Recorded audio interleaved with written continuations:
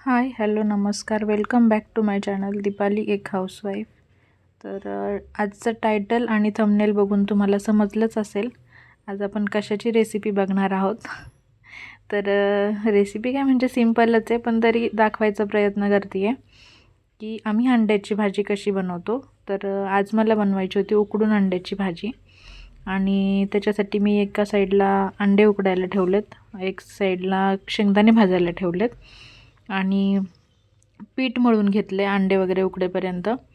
त्याच्यानंतर आता म्हटलं शेंगदाणे वगैरे भाजतायत तोपर्यंत कांदा चिरून घेऊया भाजीसाठी. आम्ही अंड्याची भाजी शेंगदाण्याचं कूट घालून करतो आणि त्याच्यामुळेच तुम्हाला दाखवायची माझी इच्छा झाली. तर बरेच म्हणजे प्रत्येकाची पद्धत वेगवेगळी असते भाजी बनवण्याची.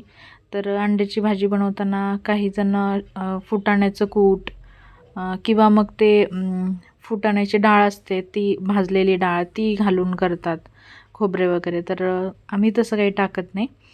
तर मग तुमच्यासोबत त्याच्यामुळेच मला शेअर करायचं होतं की आमची भाजी बनवण्याची, अंड्याची भाजी बनवण्याची पद्धत कशी आहे. तर आता शेंगदाणे छान मस्त लाल भाजून घेतलेत आणि त्याच्यानंतर आता तेल टाकून कांदा परतायला ठेवला आहे थोडा वेळ तळायला. आणि कांदा तळून झाला की त्याच्यामध्ये आपल्याला मग मसाला वगैरे घालायचा. बाकी कुठलेच मसाले घालत नाही आहे मी, फक्त घरचा जो आपला काळा मसाला असतो घरी कुटलेला तोच मसाला घालायचा. तर कांदा छान लाल झाला आहे आणि आता मसाला टाकून घेऊया. मसाला छान तळून घेतल्यावरती त्याच्यामध्ये आपल्याला घालायचं आहे पाणी ह्या मसाल्यावरती. तर इकडे मी आता पाणी घालून घेतले त्याच्यात आणि त्याच्यानंतर भाजीला छान उकळी येऊन द्यायची. तर आता मला मीठ टाकायचं होतं पण डब्यातलं मीठ संपल्यामुळं मग मीठ काढून घेतलं. तोपर्यंत गॅस मी फुलच ठेवलेला, दिसत असेल तुम्हाला. उकळी येईपर्यंत गॅस फुलच ठेवायचा आणि छान उकळी आली की त्याच्यामध्ये मीठ वगैरे घालून घ्यायचं आहे. पण तोपर्यंत आधी शेंगदाणे थंड झालेले, तर शेंगदाणे आणि कोथिंबीर मी वाटून घेतली आहे आणि आता मीठ घालून घेते भाजीमध्ये. मीठ घातल्यानंतर आपल्याला घालायचं आहे शेंगदाण्याचं कूट.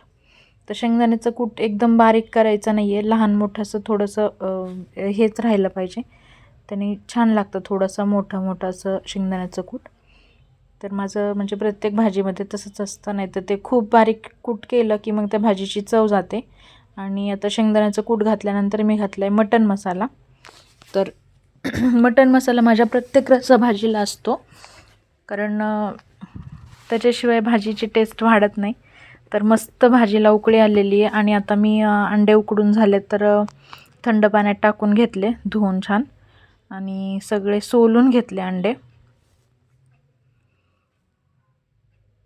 मी ह्याच्या आधी तुम्हाला दुसरं काही दाखवलं नाही, कारण आज ना पाऊस खूप होता आणि पावसामुळे जरा मुलांना न्याहाण करण्यातच खूप फजिती झाली माझी आणि दोन वेळा भिजले पण खूप पावसाने. त्याच्यामुळे बाकीचं काही मी शूटच करत बसले नाही. आज खूपच गडबड गोंधळ चालू होता सगळा. तर म्हटलं चला आजच्या व्हिडिओमध्ये आपण अंड्याची भाजी बनवायची तर तेच शेअर करूया. त्याच्यामुळे जेवण बनवतानाचाच आज व्हिडिओ टाकला आहे. तर इकडे मी सगळे आता अंडे सोलून घेते आणि मी ना अंडे सोलून घेतले ना त्याच्यानंतर पण एकदा धुवून घेते. तर तुम्ही धुता की नाही माहीत नाही, मला वाटतं की सोलून झाल्यावर पण एकदा धुवून घ्यायला पाहिजे अंडे. तर मी छान आता धुवून घेतलेत परत सोलल्यानंतर, थोडंसं वरून पाणी असं टाकून पाण्यातून काढून घेतलेत. आणि आता ही अंडी आपल्याला रशी छान उकळली आहे, थोडीशी आटत पण आली आहे जरा घट्ट घट्ट होत. तर प्रत्येक अंड्याला असं 4-5 ठिकाणी असे चाकूने हळूहळू थोडे थोडे कट करायचं आणि मग सोडायचं. तेव्हा त्या रशीमध्ये अंड्याच्या आतमध्ये जे येल्लो कलरचं असतं त्याचं असं एक हे उतरतं, टेस्ट उतरते आणि मग ती आपली जी शेंगदाण्याची आमटी आपण बनवली होती आधी त्याची चव वाढते अजून. तर म्हणून असं कट करून टाकायचं आणि अंड्यामध्ये पण तिखट जातं थोडंसं.